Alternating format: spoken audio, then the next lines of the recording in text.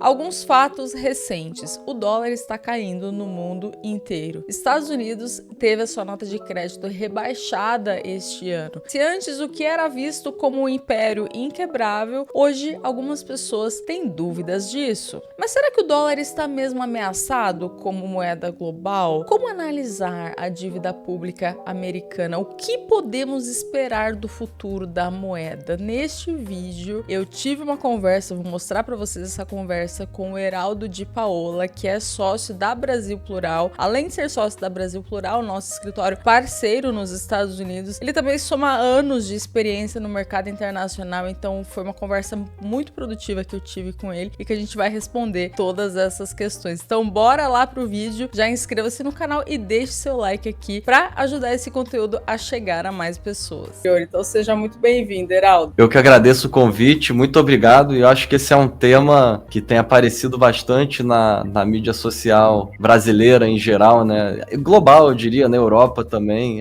Muitas narrativas aí sobre assuntos que já vieram e já foram embora 200 vezes nos últimos mais de 10 anos. Estamos aqui para mais um round, para esclarecer. Isso, exatamente. Até aproveitando, gente, como eu falei, o Heraldo ajuda a gente nas nossas carteiras administradas no exterior. Aqui na Guardia, nós atendemos clientes a partir de $100 mil.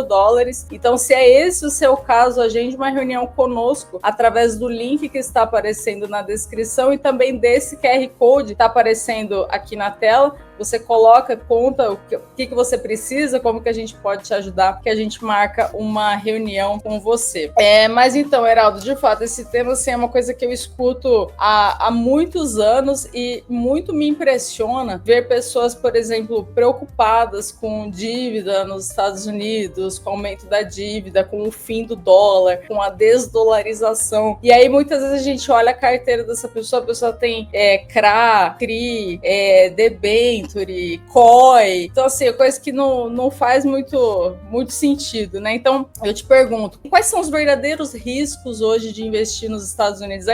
Eu sei que é uma resposta óbvia assim pra gente, mas para quem talvez não acompanha muito ou não tem muito conhecimento de mercado, responde pra gente se ainda é seguro investir nos Estados Unidos apesar dessas narrativas. Tá certo. Bom, eu até entendo que do ponto de vista do pessoal que é profissional no Brasil, na Faria Lima, vamos chamar de Faria Lima, comentar sobre dívida, crescimento de dívida, impacto fiscal, isso faz parte do linguajar quase que cotidiano do pessoal que trabalha lá, e eles tentam muitas vezes aplicar a mesma lógica de raciocínio aqui para fora, mas focar apenas na parte da dívida sobre o PIB não apresenta a visão total. É uma metodologia que ela é muito teórica, ela é fácil de expor na internet, é fácil de vender teses alarmistas, chamar a atenção, né? Principalmente aqueles que estão em instituições que hoje ainda focam apenas em vender serviços e produtos do Brasil. Então cai como uma luva. Mas depois dos anos 90, com a expansão do mercado de renda fixa dolarizado a nível global, né, do bond market, para mim, a variável mais importante que existe nessas discussões e conta a história, muito mais do que dívida, crescimento de dívida sobre PIB, é a demanda agregada por colateral. Então, para quem é fã do mercado financeiro, é a história da Salomon Brothers, por exemplo, que foi uma grande casa de renda fixa aqui, que ajudou muito na expansão dos bonds americanos, dollar bonds. A história econômica do Brasil passa por esse episódio no final dos anos 80. E para mim é muito mais interessante observar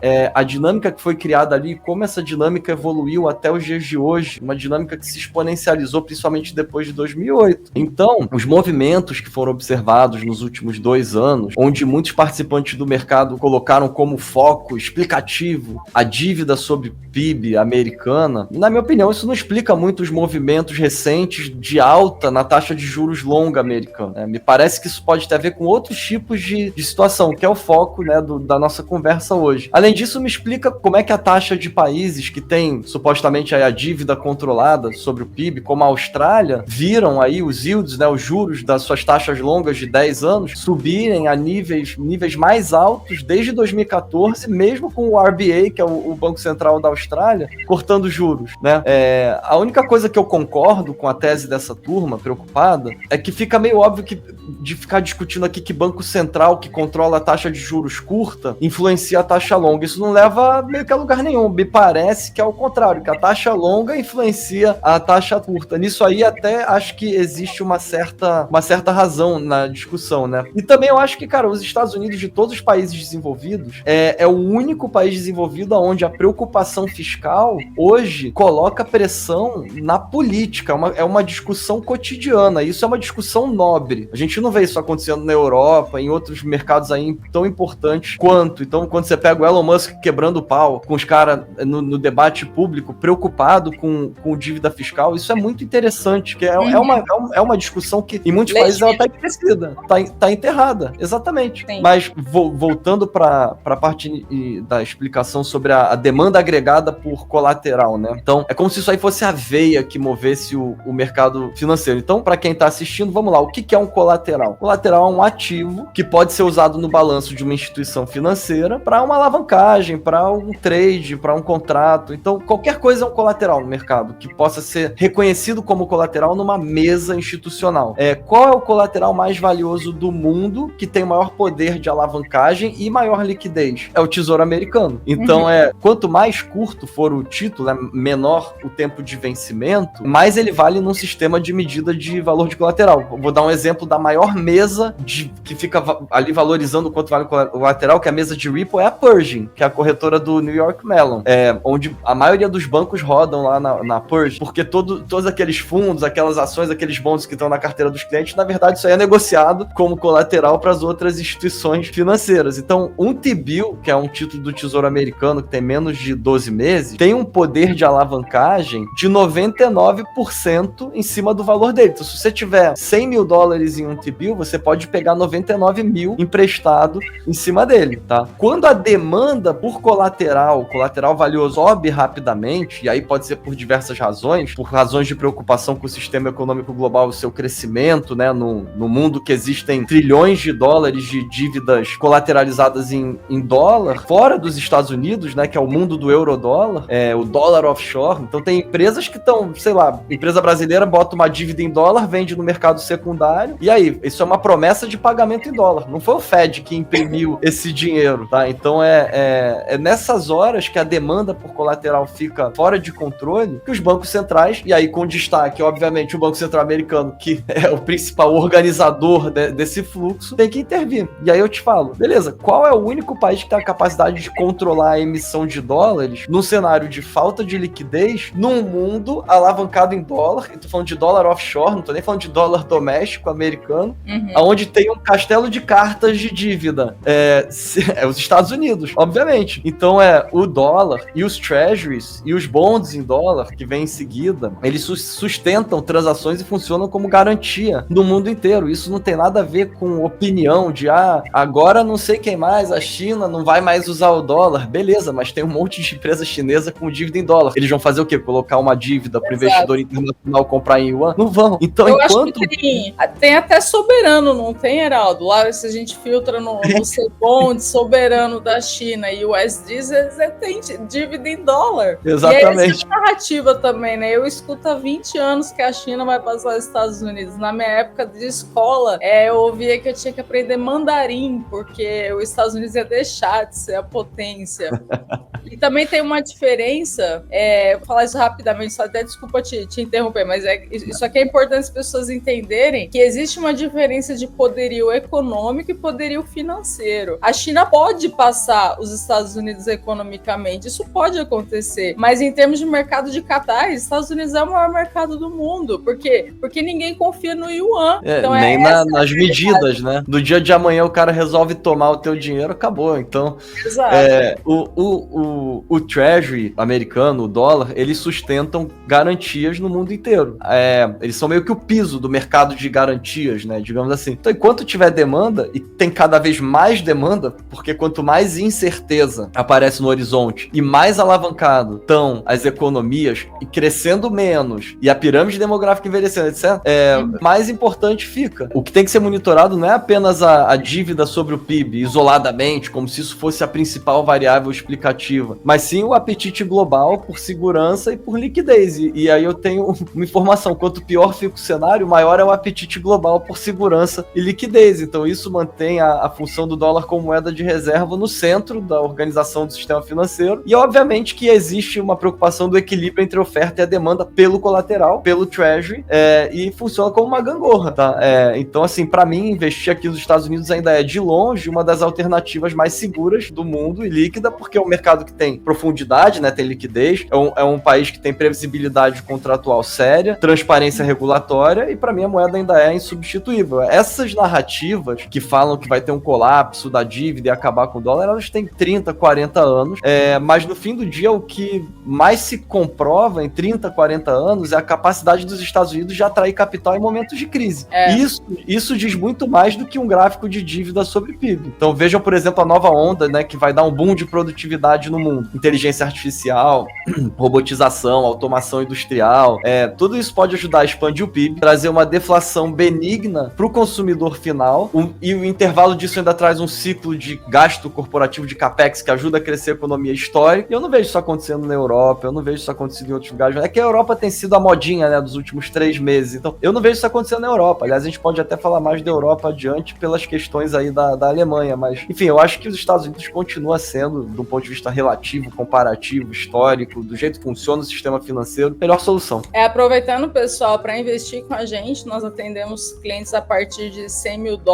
Reforça esse QR Code que está aparecendo aqui na tela ou através do link da descrição. Você clica, coloca os seus dados, conta um pouco como que a gente pode te ajudar, cai direto aqui para minha equipe, para a gente conversar e ver como que a gente pode te ajudar. E uma coisa que eu sempre escuto também é falar assim, Nanda, você fala isso, acho que você deve ouvir isso também, Heraldo. Você fala isso, defende Estados Unidos, defende o dólar, porque você tem um negócio com isso. E assim, um lado é verdade, isso aqui serve como marketing, não vou mentir. Só que por outro lado, desde a época que eu era CLT, que eu trabalhava no Citibank, eu lembro claramente, eu ganhava R$7 mil, eu conseguia guardar R$2 mil todo mês e eu mandava para uma conta em dólar. E eu deixava lá parado. Eu não investia, não tinha muito conhecimento, mas eu já fazia isso. Tem vários vídeos meus antigos falando para fazer isso, então não é só uma coisa de marketing, é realmente o que eu faço na minha carteira pessoal. Então reforço aqui a chamada para quem quiser marcar uma reunião com a gente. Outra coisa, Heraldo, a questão do CDS, né? Explica pra gente o que é o CDS e por que a gente deve analisar o CDS de uma forma diferente dos Estados Unidos, diferente em relação a esses outros países. Acho que você até explicou um pouco, mas é porque agora a narrativa é do fim do mundo, né? Comparando os Estados Unidos com Grécia,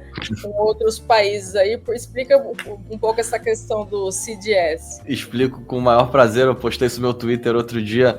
Vamos lá, primeiro, o que é um CDS, né? Um Credit Default Swap, para quem viu o filme da crise de 2008, aquele famoso, eu esqueci o nome, né? Que os caras vão comprar o CDS... The Big Short, não é? The Big Short. Que o cara vai comprar o CDS dos ativos hipotecários lá, e aí os caras do Deutsche Bank dão risada. Pô, quem é que vai montar um... O CDS é um Credit Default Swap, ele é um seguro contra calote, tá? É uma ferramenta onde, quando tem um lado que está comprado num ativo como um bond, pode ser um bond de um país, pode ser um bond de uma empresa, ou bond de outros ativos similares, como eu acabei de dar o exemplo das hipotecas, alguma outra instituição, alguma outra contraparte pode acabar oferecendo um seguro contra default, contra calote. Qual é o custo de um CDS? Bom, o custo mínimo de um CDS, geralmente, na teoria, com exceção da dívida americana, é atrelado ao quanto que o ativo de renda fixa, para quem está comprando, paga de juros. Então, por exemplo, vai comprar um CDS contra a Braskem, tá pagando quase 10% bond, pelo menos 10% vai custar o CDS, tá? Uhum. Então,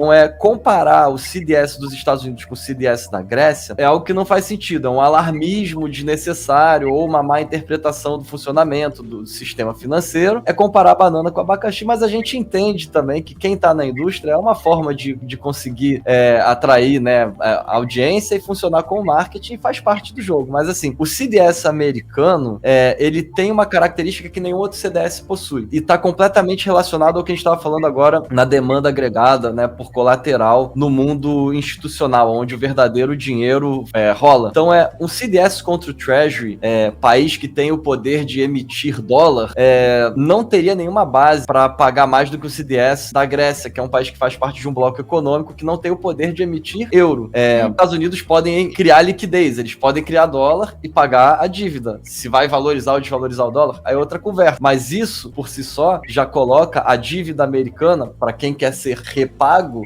num nível que supostamente deveria ser menos arriscado do que a da Grécia, que é um país altamente endividado. E outra, quando a Grécia teve problema de dívida, eles têm que chorar lá em Bruxelas para salvar a dívida deles, como se foi observado no passado, e ainda demorou um tempo, né? Porque no início não significava nada, iam deixar quebrar, teve haircut, teve uma confusão. Foi bem na época que eu comecei a trabalhar aqui, há mais de 10 anos, então eu lembro desse episódio. Segundo, os riscos que costumam aparecer no CDS americano é quando ocorre aquela confusão, tipo, os caras não vão votar para aprovar o orçamento. Então isso é atrelado a disfunções temporárias, tá? Impasses nas aprovações de dívida. Esses episódios que começaram a ficar notórios desde a época do Obama, podem, em teoria, atrasar de fato o pagamento de um cupom, do título do Tesouro. Mesmo assim, na pior crise que existiu dessas do Congresso não aprovar, tal, que foi lá em 2013, não aconteceu isso, tá? Então o que realmente move o CDS americano, além de tudo isso que eu comentei, que isso é o mais óbvio, tem também uma outra questão, que é o que tem chamado mais atenção, tem a ver com essa veia pulsante aí da demanda por liquidez, e é um pouco mais sofisticado. Então, às vezes, uma instituição global que está num contrato de repo, de repurchase, de recompra, que emprestou um treasury,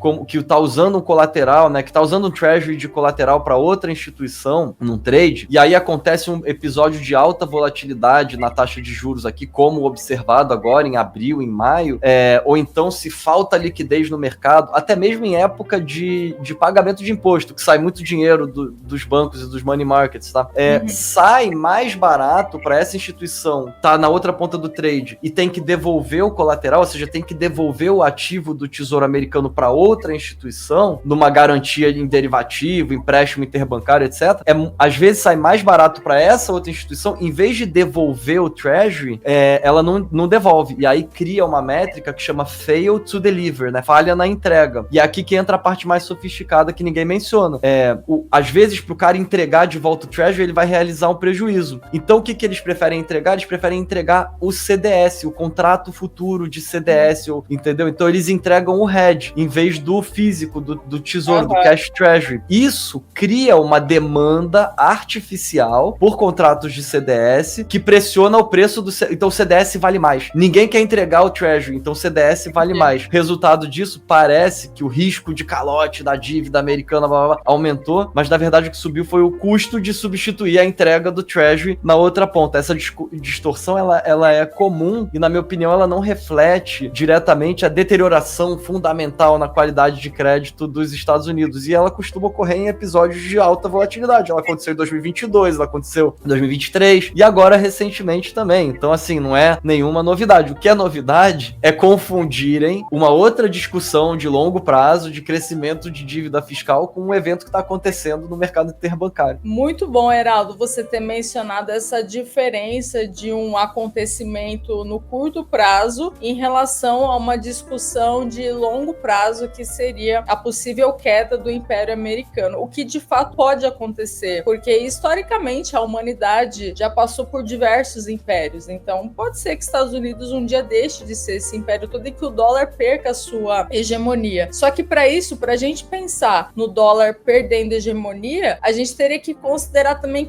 o que seria o substituto, né? E é uma discussão que há muitos anos se fala isso, né? Tem até a capa da The Economist de 2004, se eu não me engano, que já falava de fim dos tempos. E aí eu fico imaginando o brasileiro, sabe? Comprou essa narrativa. Pô, o cara tem dinheiro no Brasil. O cara compra empresa brasileira, crédito privado no Brasil. Imagina, ele comprou a narrativa de fim do mundo, deixou de dolarizar, sendo que assim, ele teria ganhado dinheiro só no câmbio se tivesse feito isso, né? Mas enfim.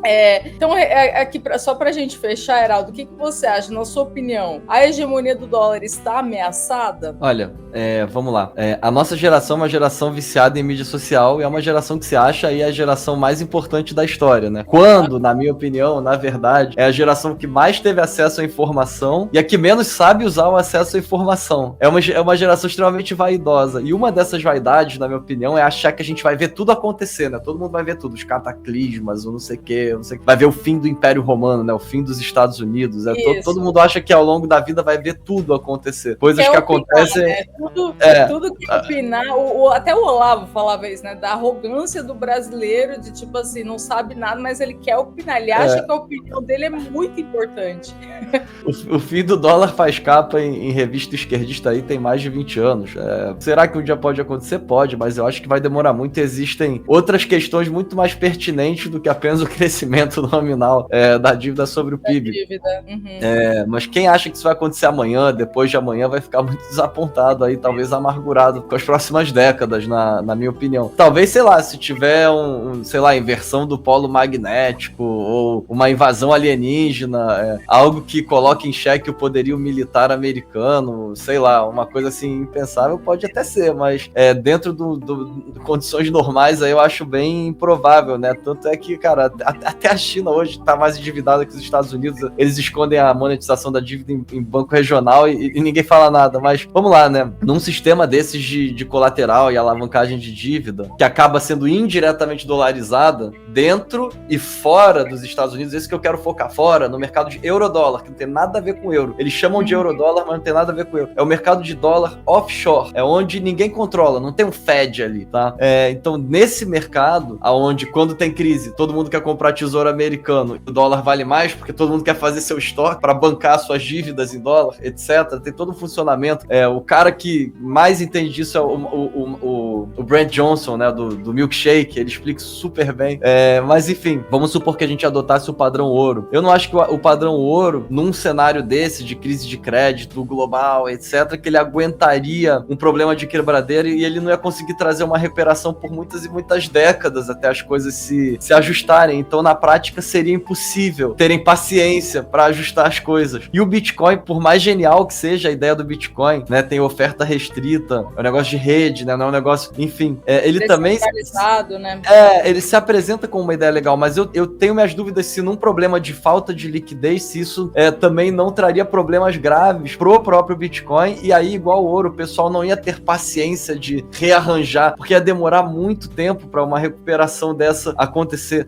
Então, honestamente, eu não tenho uma resposta para sua pergunta, assim, no longo prazo, mas se eu fosse chutar, tipo, no mundo ideal, no mundo meio moderno, assim, que a gente não consegue nem imaginar hoje, né, eu diria que, cara, talvez juntar aquela pegada de tokenização de contrato, com contrapartes num esquema que houvesse um colateral meio que relacionado a uns ativos aí de subsistência, extremamente líquidos, controlados por uma rede, não por um controle centralizado, um negócio meio modernista, meio futurista, mas sem criar controle de governo em cima. Isso seria legal. Agora, o que eu te garanto que não é o substituto do dólar, eu te falo dois aqui, o euro e o yuan, tá?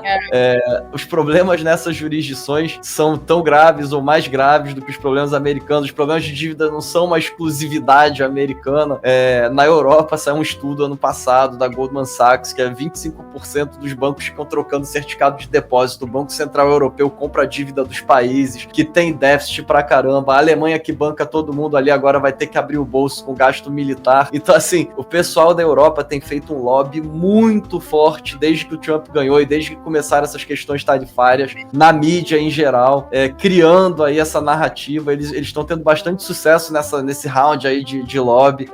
Mas assim, cara, os problemas lá são muito mais graves do que aqui nos Estados Unidos. Os problemas na China são muito mais graves do que aqui nos Estados Unidos. No Japão nem se fala. Então, assim, não é algo que me preocupa, não é algo que eu penso quando eu acordo de manhã, não. Eu penso em outros problemas, mas esse não é um problema para mim no atual ambiente. Para quem tá no Brasil investindo em renda fixa privada, né, com riscos aí agora talvez até de taxação retroativa. O LCI, LCA, existem problemas muito maiores, tá? Então acho que exato. O cara tá comprando ROI com um risco enorme. E aí ele acha que não tem risco porque ele tem a garantia do papaizinho FGC, sendo que só os CDBs do Banco Master, eu vi uma notícia que ocupa, acho que é metade da liquidez. Então, assim... Fica apertado, né? O cara, assim, ele tá preocupado com a queda do Império Americano com dinheiro no CDB do Banco Master. É tipo isso. Eu também acho que não faz sentido, Heraldo. Tem essa mesma visão pragmática. Mas, ó, antes que venham jogar pedra em mim, cara, eu sou fã do trade de ouro, eu sou fã do trade de Bitcoin. Eu acho que são trades que trazem oportunidades em momentos do ciclo muito boas. Então, eu não sou, assim, não é essa mentalidade de fla-flu, não, tá, cara? A gente tá olhando tudo aqui. Não, inclusive, é uma coisa que a gente até conversou aí quando eu fui no escritório de vocês em Miami, que é o mercado tradicional, ele tem uma postura contra o ouro e Bitcoin, né? Ele enxerga como coisas muito alternativas, muito de risco, sendo que, na verdade, se você tem uma carteira com Bitcoin, com ouro, uma carteira diversificada entre as classes, isso é até uma alocação muito mais conservadora, com menos risco, do que você investir só em renda fixa e renda variável, por exemplo, né? Cara, essa é uma das grandes falhas que eu tenho observado aqui, muitos fundos de multimercado apanhando em 2022 e em outros anos, porque é algo que não é monitorado hoje em dia, a correlação da renda fixa com a renda variável. Então, quando você bota o dólar index, o ouro, o Bitcoin na cesta, você acaba meio que amaciando. Então, se você pega um ano que é ruim para a bolsa e ruim para os bonds, igual foi 2022, você consegue salvar uma alocação com fins de conservadorismo, né, preservação para o longo prazo. Mas os sistemas tradicionais de compliance, etc, não entendem dessa forma. Mas a gente está aqui justamente para isso. São essas oportunidades que diferenciam o trabalho de vocês aí. Então, parabéns por entender isso e conseguir transformar isso em algo que você leva para os seus clientes. Isso aí, gente. Bom, Heraldo, obrigada. Foi uma aula aqui, todo esse esclarecimento. Pessoal, vou deixar o link aqui na descrição. Eu vou colocar as redes do Heraldo aqui para vocês seguirem. E vamos marcar mais vezes, né, Heraldo? Que tem bastante coisa bastante assunto para a gente explorar. Com certeza. Vamos ver aí os próximos capítulos. Acho que final desse ano, início do ano que vem, são períodos interessantes aí para a liquidez global. As projeções atuais são um pouco pessimistas e aí a gente vai ver todo esse funcionamento entrando em vigor. Vai ser interessante de ver a opinião dos participantes. Isso. E se você ficou com a gente até aqui, comenta eu fiquei aqui no comentário. E se estiver assistindo a gente da TV, tira uma fotinho, posta no Instagram, me marca lá, @NandaGuardia, marca o Heraldo também. Qual que é seu Instagram, Heraldo? Heraldo Paola. Não, desculpa, esse é meu Twitter. É Heraldo de Paola, igual meu nome no Instagram. Fechou. Combinado, então, pessoal. Heraldo, mais uma vez, obrigado. E obrigado a você também que nos assistiu até aqui. Valeu. Muito obrigado pelo convite. Valeu, pessoal. Valeu, Nando.